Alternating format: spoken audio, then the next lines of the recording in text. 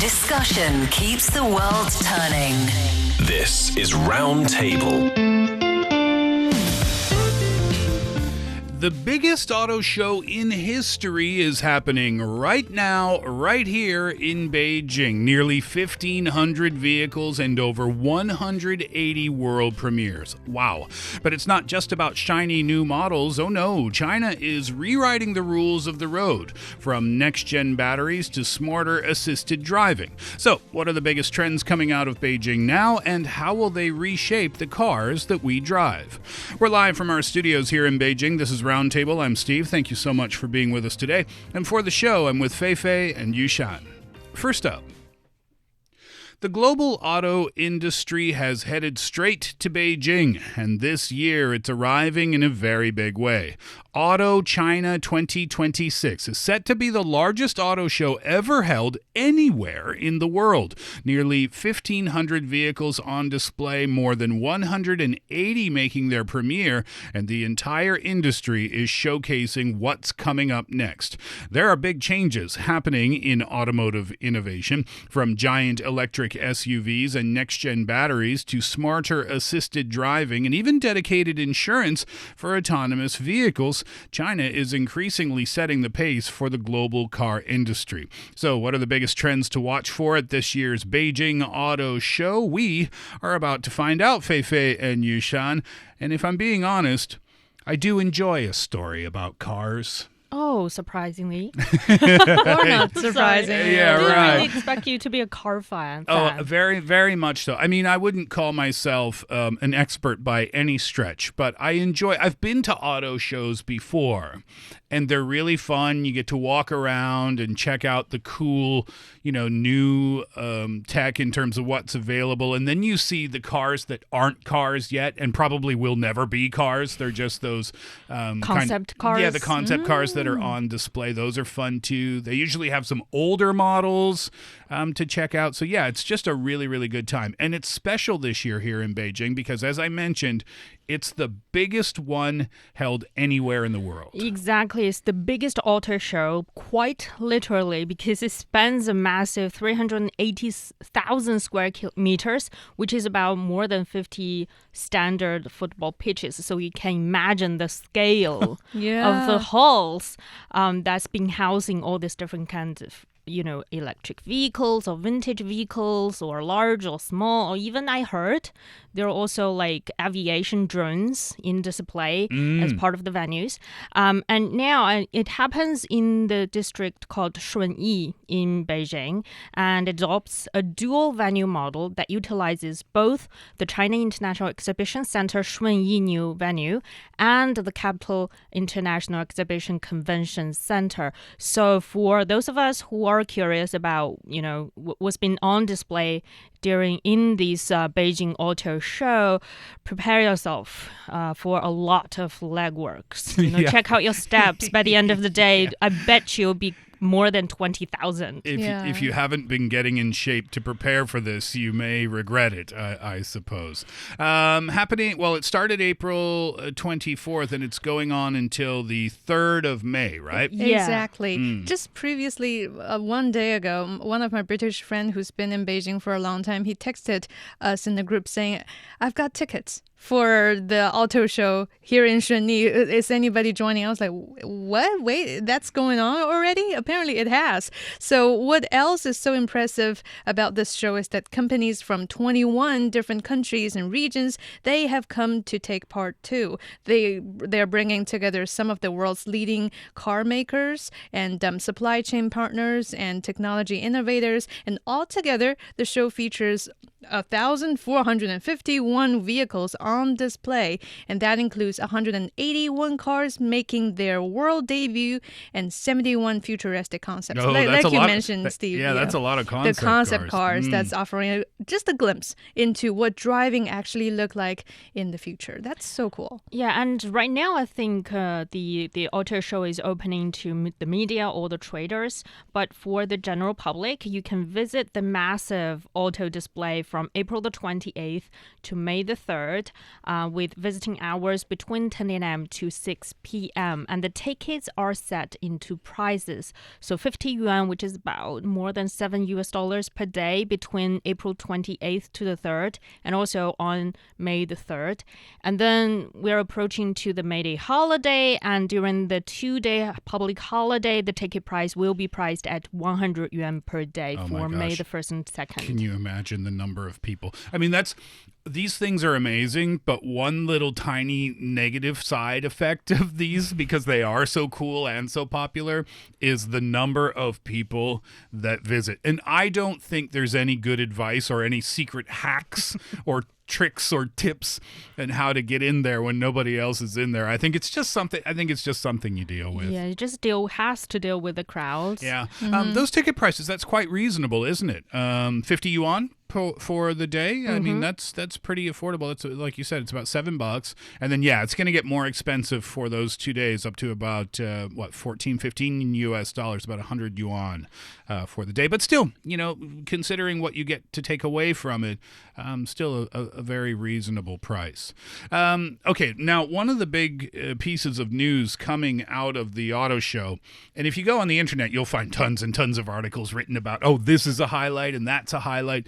One of them is about the larger sized electric SUVs. These are suddenly everywhere. Yeah, you're talking about the large flagship 6-seat SUVs, with more and more leading car makers actually rolling out brand new or refreshed models just under this category. And they're all aimed squarely at China's premium market. It's priced between about 300,000 and 600,000 yuan. It's about 44 grand to 88 grand. So these models, they are setting the stage for an increasingly fierce battle among domestic brands. For example, there is the new NIO ES9 model type. It's unveiled just this April and now on display at the Beijing Auto Show too. It is NIO's flagship full-size electric SUV, and the vehicle is quite long. I remember seeing the picture. Is like very spacious, meaning that there's plenty of interior space for a whole family or like a full-size business team or something. It comes in both 6-seat and 7-seat versions, designed to appeal to everyone, from high-end business travelers to large families that's looking for comfort and room. And then there's also the Li Auto L9 Livis, which made its global debut right here at the show and is positioned as a flagship embodied intelligence SUV.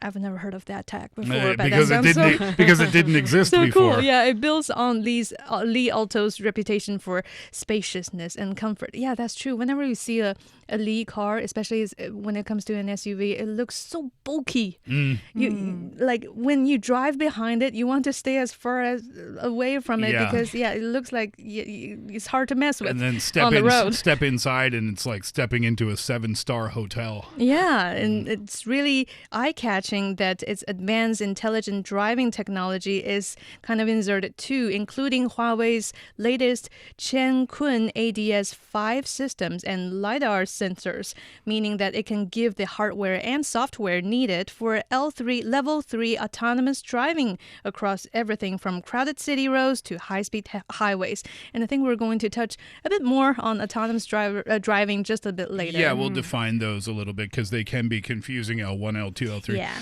But why now, I wonder, why the market is suddenly a little bit obsessed with these big SUVs? Well, first of all, I think there are needs for the families when it Right. comes to traveling, when it comes to driving in particular. Chinese families are, compared with the last 1 or 2 decades ago, is getting a bit larger. So when it comes to, for example, we can, city out of the city trip, short trips, they are in the demand of the spacious and comfortable driving experiences for families. And that's one reason I would say. But on the other side, I think it's more about, the new electric vehicle has been developed in China for the past 10 years.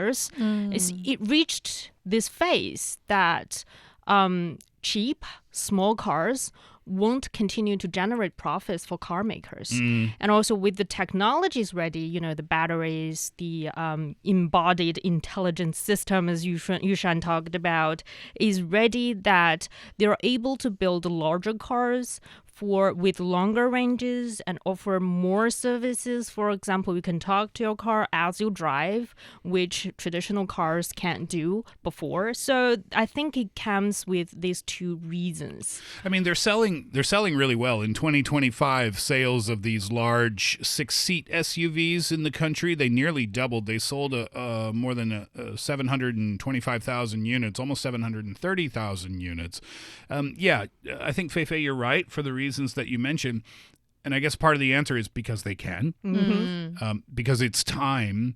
But also, I think they're able to offer this size vehicle with that level of tech at some competitive prices. Now, $44,000 to $88,000, that's still a whole lot of money for a car. But considering what you're getting and what the automakers are putting in those vehicles, they have been able to reach a price point that is doable for a lot of families out there. Indeed, it sets kind of like where this trend is going to flow to in the future. Because when we look ahead, the competition in this segment will only get more intense and will likely center on three key areas, as pointed out by some experts. First of all is the smarter driving experience. And then there's the longer battery range with faster charging. And also there's the better cost control that's a lot of automakers that are working on right now. And ultimately, the winners will be the brands that can strike the right balance between luxury,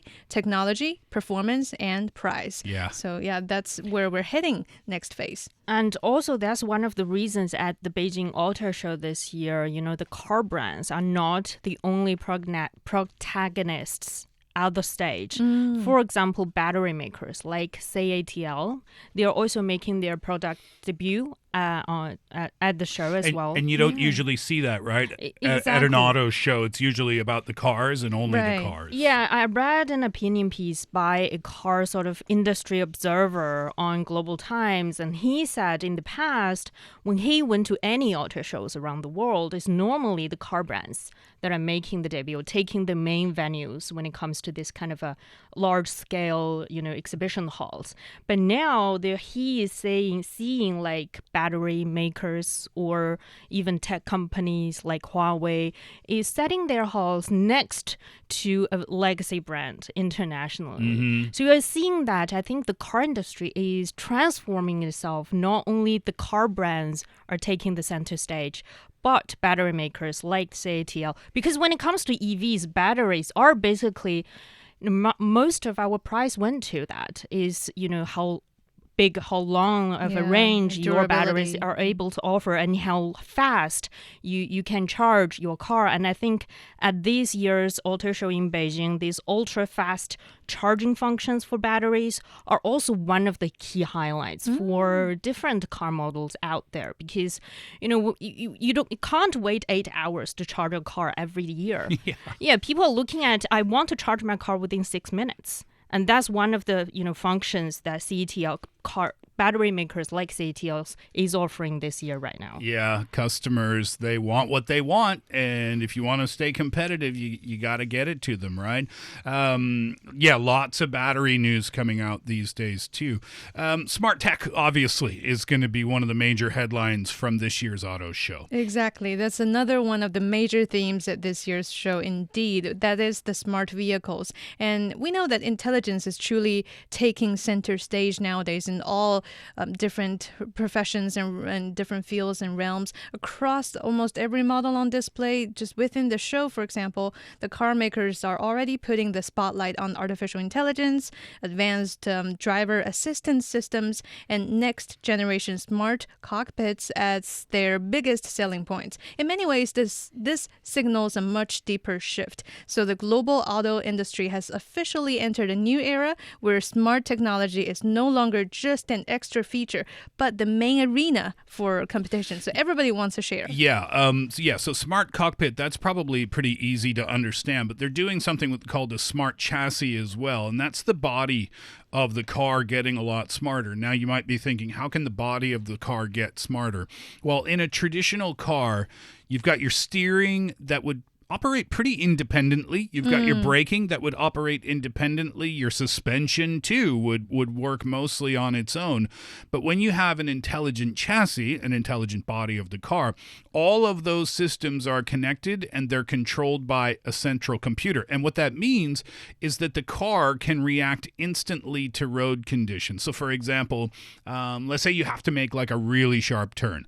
Well, then the car's body can automatically stiffen the suspension. It can adjust the steering, it can balance the braking, and all of that happens at exactly the same time. And the result of all of that happening is a smoother ride. It's also safer for the driver and the passengers, and it's just more comfortable overall too. Such a good news for a bad driver like me. Yeah, right. Oh my, don't say that yet. Well, what's the leading role's name in the movie Transformers again?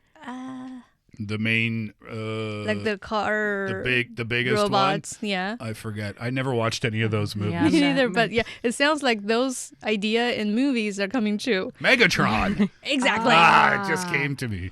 But anyhow, and that is among many news and niche designs that's coming out. And another big hit would be the 896 line LiDAR, which is really giving cars better quote-unquote eyesight nowadays. So LiDAR is like a car's laser to scan the surroundings and create a detailed 3D map on the road. And what I mentioned earlier, the 896 line LiDAR is Huawei's latest LiDAR system, just unveiled in March this year. It is recognized as the world's highest line count automotive LiDAR system in mass production at this point. And more importantly, it marks a major leap of faith in vehicle sensing technology. It's moving it into a new era of image-grade sensing. So in plain English, that means the car can, quote-unquote, see its surrounding with far greater detail and clarity. How to perceive that, Steve, as a car fan? How would you like such a system to come true? Well, so again, it's about safety, right? Because if the car has that level of an advanced LiDAR system, it means it can identify potential problems far before they get to you, before they get to the car. So if you're in terrible weather, bad weather conditions, snow, rain, fog, what have you, or if it's just super dark, sometimes you find yourself on a stretch of road where there are no street lights. Well, you feel as a driver that's pretty dangerous, right? But this system helps with driver assistance and self-driving features. If your car is equipped with that, it just functions a lot better in those types of conditions. So you kind of don't have to worry as much about it. And I'm also sensing that these car makers are preparing themselves for autonomous driving as well. Oh, Yeah. 1,000% they are. With these kind of features. Yeah, But 100%. For a passenger, most of the time, that's my role most of the time on a car. And you do it very well. Yes. And I'm Professional. very, very, curious and also to find a lot of these AI-powered functions in a car. For example, right now, when you are driving a traditional car, you can't really tell your car, find me No. that place, Exactly. navigate this direction for me, or find a good restaurant for me. But now you can do that. But apparently now with new intelligent interaction system in a lot of cars, not only these cars can do this kind of service for you one at a time, they're able to do, multiple services for you simultaneously. For example, you can tell them, find a good restaurant on the way, avoid traffic, and check the weather for me. We talked about how when you order your car now, right? When you order your car to come pick you up, like DD, you can speak to the AI, Yeah. right? And the AI can, through its intuition, sometimes can figure out what you want, or you can string together sentences. This is exactly the same thing, except it's in your vehicle and you're talking to your own car. which is amazing. All right, so let's talk about the different levels of autonomy then. The new standard is on the way to L4 autonomous driving. So before that, L3 autonomous driving, it's gone from being like a premium feature in a car to a basic requirement for market entry now. And automakers, they're continuing to put a whole lot of money into advanced autonomous driving. The L4 capability, it's become kind of, I guess you'd call it the new frontier. It's what's next in terms of competition for the automakers, and it's also one of the highlights at the auto show this year. And L4, by the way, it can drive itself in a bunch of situations without needing much help from the driver. L3 you still need a licensed human. Sitting in the driver's seat. A boring old human as a backup plan, but L4 requires basically no human intervention within the zone that the car is allowed to operate. So L4 is finally the autonomous driving that we normally had in mind. Yeah. Is that you don't need a real person, to sit in the driver's seat. Mm-hmm. And I think some of the robotaxis out there, shuttle buses, within the confined regions, for example, within industrial parks, are already testing out this kind of technology. But when it comes to public roads, I think is another question. That's the reason that last year, for example, in China, the government approved 2 models for pilot road operations in Beijing and Chongqing for L3 functions. And we talked about that on Roundtable too, because the reason they chose Chongqing and Beijing as two different places to test, Beijing's very flat. Chongqing is not. Apparently. So they're doing the flat testing here, and they're doing kind of the hilly, kind of mountainous testing down in Chongqing. Yes, for Beijing, I think the section of the road is between the city center to the Daxing airport. So those models can test out how fast these kind of L3 driving functions can work. Well, in Chongqing, it more is about avoid traffic, avoid censoring, what's in front of you or right next to the car, so that the autonomous system know how to work around very congested traffic and very complex, ups and downs going on the road, public roads. Yeah. Wow. Well, let's talk a little bit more about that, actually. So if we start at the bottom, L0, that's no automation whatsoever. That's just a car. Right. Yeah, I was just about to mention that for someone who has very low automotive literacy and who wasn't on that show that you guys were mentioning earlier, Sure. I'm trying to understand this as a 5-year-old, okay? So L0, like you mentioned, is absolutely no automation, meaning full control on the human driver's side. And here I've got a spectrum from Society of Automotive Engineers specifying that L5, which is currently the top, is full automation, meaning that it's passenger only without a human driver at all. And now we're kind of like in the middle, moving on to the top. So we're largely covering L2 already, level 2, that's partial automation. And now we have policies covering L3, that's conditional automation. And you're telling me that we're already almost there with L4, high automation level? But L3 is the first level where the car is responsible for monitoring the environment, not the human being. And L3, that's the entry stage for that.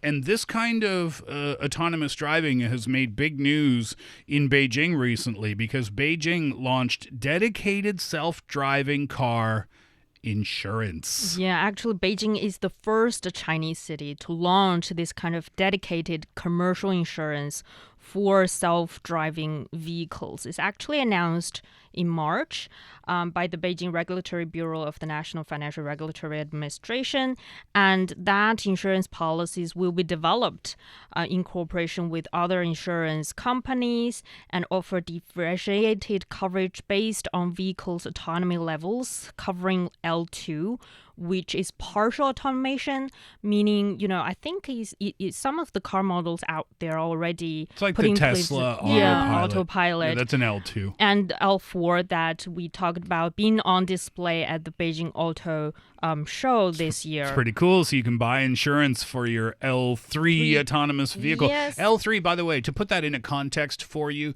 that's kind of the eyes off the road level. Like you Yeah. could sit there and browse your social media because we need more of that. Yeah, I and don't know. Read a book. That's a better option. But, and that's the tricky part when it comes to the insurance policies, because someone out there needs to decide if something happened, who is responsible now? Is Sure. it the driver or the car? And L3 is basically the divided line between, maybe the tech, either the system or the car maker holds some of the responsibilities out there. And I think with this kind of insurance policies, they will go through this process to check, first of all, who is responsible for this accident, and then decide how to, proceed with the policy and with the payment compensation forward. But when it comes to the policies, how it's going to be implemented, we're just at the beginning stage, right? Because currently the existing policies are still largely based on human driver scenarios, meaning even though that a lot of the L2 scenarios that's already very widely covered, we still only have features like very limited coverage for system failures or like features like cybersecurity risks.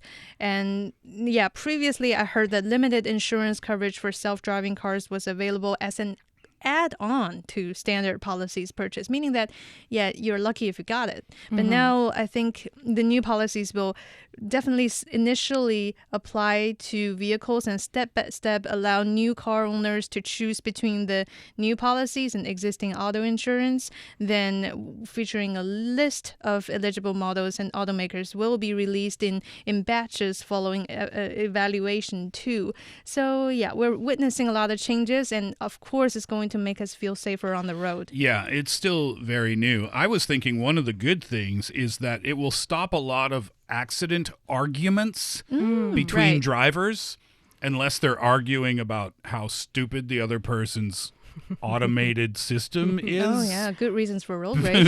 Yeah, but I mean the person-to-person arguing about bad driving, that'll cease to exist at some point in the future, I would guess.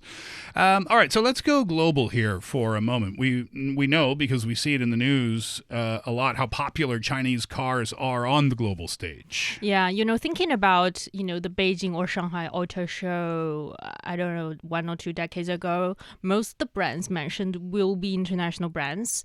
And now we are mostly talking about Chinese brands. And that's coming from, their development to electric vehicles, new energy vehicles. And I think last year, China exported 7 million new vehicles globally. And that was up 20% year on year. That's a lot. That's pretty remarkable. And for example, in countries like the UK, they said the Chinese brands are on course to account for 1 in every 10 new cars sold in that country last year. So it's making a great, impressive increase year on year as sales of these new electric models, and also all the different AI-powered services they offer. I mean, China's been the world's largest vehicle exporter for, I think, 3 years in a row. So, yeah, seeing these numbers, maybe not surprising this year that it continues to lead, but seeing that number 21.1% increase year on year, I mean, that's pretty impressive. And also, we not only exports the products from inside China, we're also trying to build factories overseas too. And that is by 2026, Chinese automakers are expected to have overseas production capacity of around 3 million vehicles. Overseas production. Overseas production with actual annual output exceeding 2 million units, and that's according to industry estimates too. For example, BYD, which is a very common, and you can see it everywhere on the road type of brand here in China, they are kind of building factories in Brazil too, and that offers a clear example of just how deep localization can look like. So the company's factory there has produced around 25,000 EV, like electric and hybrid vehicles, since operations began in October last year. And according to the local head of BYD Brazil business, the company plans to ensure that 50% of components produced at the plant are locally manufactured or sourced by the end of 2026. So it's providing a lot of opportunities and for other countries to kind of take a piece of that cake too. And also when it comes to this car manufacturing, I think now it's more than just assembling different parts from, imported globally. It's also about the full ecosystem. We talked about the batteries and also the AI-powered smart system, a lot of functions. For example, Huawei has been collaborating with a lot of legacy brands like Audi, and they are together launching new car vehicles out there because driving, we talked about, the differences between L2, L3, L4. So driving is no longer that fossil fuel powered engine machine anymore. It's more than that. And how to elevate either your driving experiences or experiences as passengers out there, we need tech companies in support. That's why at the Beijing Auto Show, tech companies like iFlyTech is also part of an auto show. Can you imagine a tech company also setting up their stall? Yes, I can. Yes. They make drones. And I think we mentioned how drones can become part of a car system too. Sure. Right, on the top. Flying cars. Yeah, I think it's It's a thing. Yeah, I know. Yeah. And also at CETL, they're also demonstrating their own aviation technologies as part of the auto show. So it's more than just car makers right now, and how to maintain your market share in the future transport system. That's a question not only for the legacy car brands, but also for the newcomers as well. Cool. It's even if you don't love cars, I think the auto industry is still kind of an interesting industry to keep your eyes on because it's going through really significant changes right now. Beijing Auto Show. Are you going to go and check it out, either of you? If I can get the ticket. I'm not sure how let's see. easy we can make the purchase. I was supposed to meet my friend last weekend who lives in the area of the auto show. Oh, lucky him. And neither he nor I at the time realized that the auto show had started. And he said, dude, I don't think I can come out tonight. I don't know what's going on. I think there's 2 auto shows near my house and the traffic is insane. Well, now we know it wasn't 2 auto shows. It's the same auto show, the biggest one in the world. So I'll text him after the show today and tell him why he was stuck at home. The biggest in the world. If you have an opportunity, go check it out. Lots of really, really, really cool and interesting things to see.